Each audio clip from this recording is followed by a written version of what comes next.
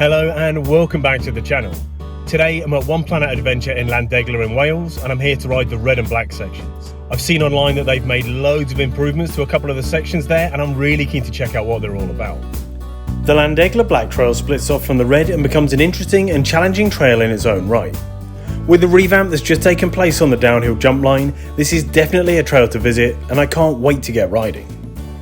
Now, it's been dry and dusty in the UK for the last 2 weeks, and somehow I've managed to pick the only day that's peeing it down with rain. Check that out. But I'm not going to let a little rain stop me. I'm going to finish my coffee and I'll meet you guys at the top of the climb, ready to drop into the first bit of downhill. All the trails start their descent here at the top of the blue route, and they split off in their own direction shortly after.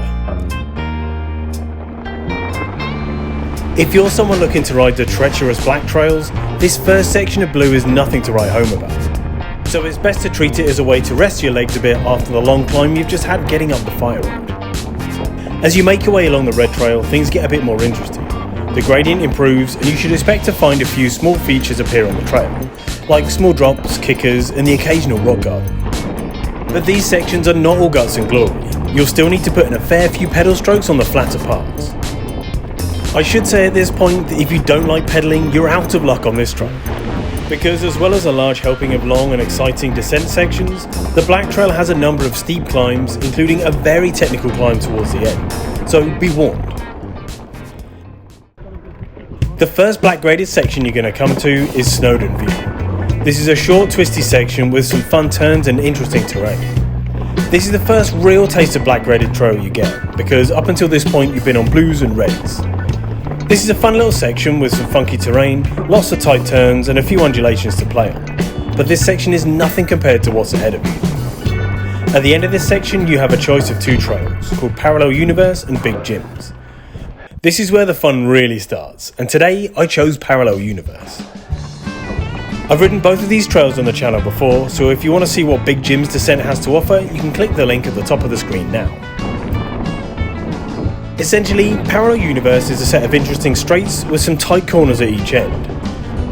The trail wiggles itself down the steep hill, throwing in exciting features wherever possible. You can expect jumps, drops, berms and rock gardens. And sometimes multiple features combined, like rock garden jumps, which you're going to see in a minute. One of the great things about this area of the forest is that there are actually quite a few other descent sections on the same hillside. If you've got the legs for it, you can head back up and ride Big Gyms, or the 3 black graded natural selection trails. Like it says on the tin, the natural selection trails are all natural, which means they get no real maintenance and they don't have a hard packed gravel surface like the rest of the trails have.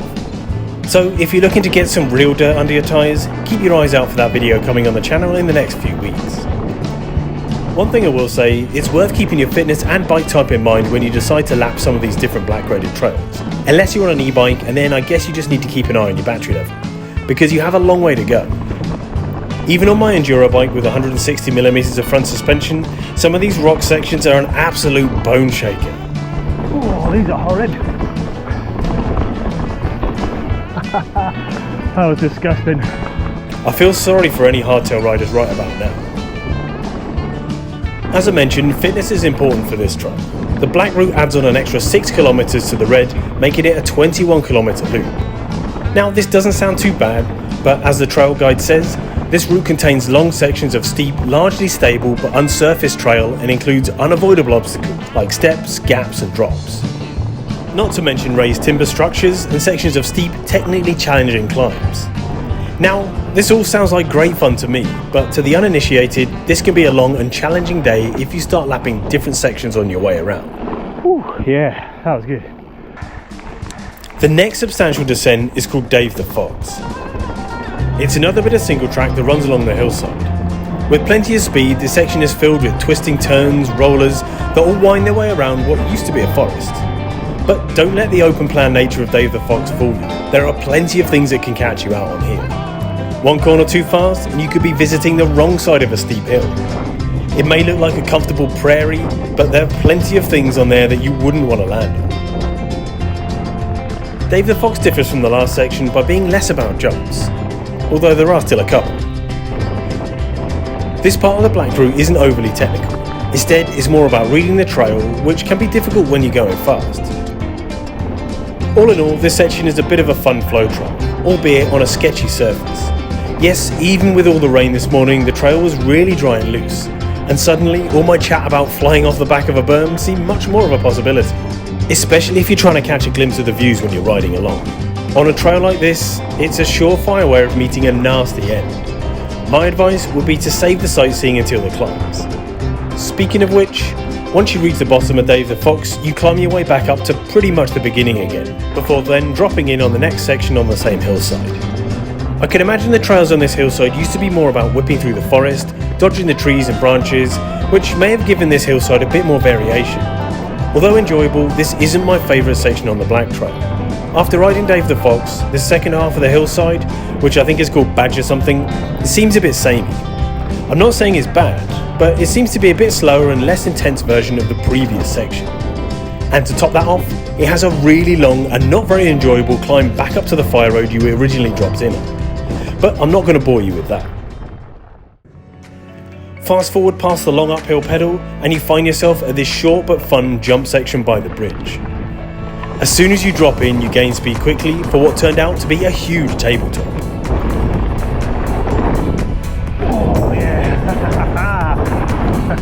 As you rocket down this section, you hit a number of manageable tabletops in relatively quick succession. You'll be interested to know that this is an optional jump line that loops back to the bridge you started at. It adds on about 5 minutes in total to the trail, so no major time commitment. It means you can lap it if you want and hit the jumps more than once, or miss it out altogether if you want. But if it's jumps you're interested in, then you're on the right trail, because the best jump sections are yet to come, and there's plenty of them. After carrying along the trail, this next section is where the real action starts. This is the start of Beine and its famous boardwalks. So I'm about to drop into the section called Beine. Now, rumour has it that this is the one that's got all the new improved jumps and things on it. So I'm really excited to see exactly what they've done to the trail.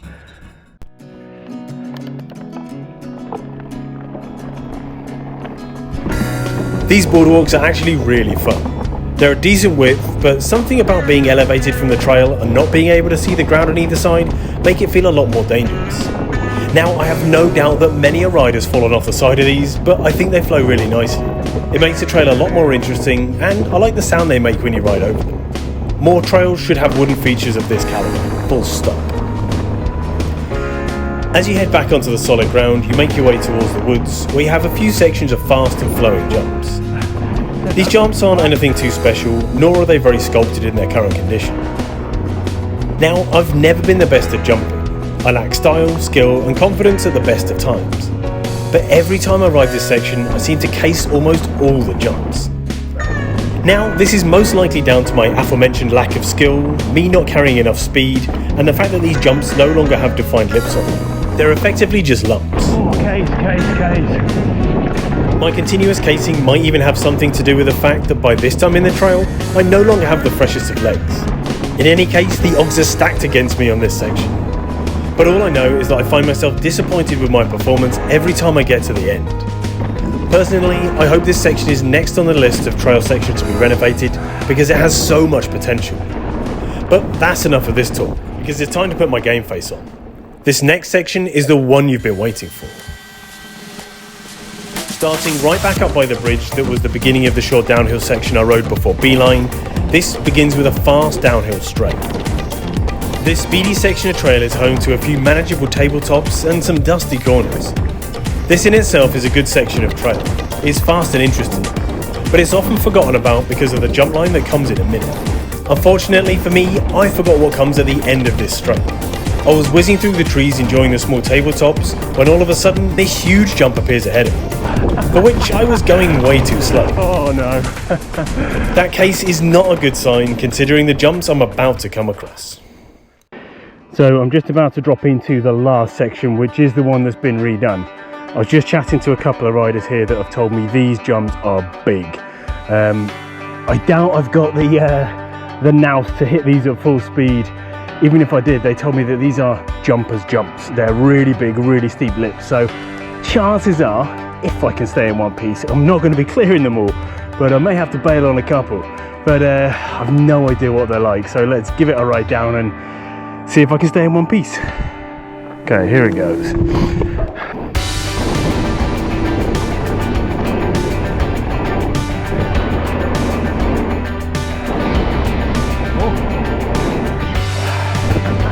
That was big. Oh my god.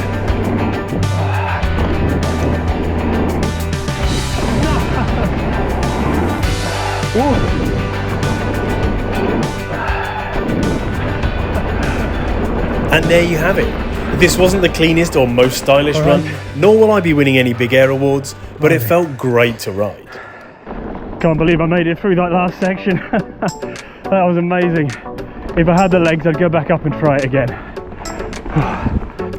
So with the final black section of trail completed, we're now back on the red, which takes you all the way back to the trail centre. To be honest, it's great to see some proper black graded features on a trail like this, and hopefully there will be more to come. So from here you have a few more downhill sections and then a large climb to contend with. So I hope you save a bit of energy. That's it from me today. Thanks for watching the video. Remember to subscribe to the channel and give the video a like, and I'll see you next time for more adventures.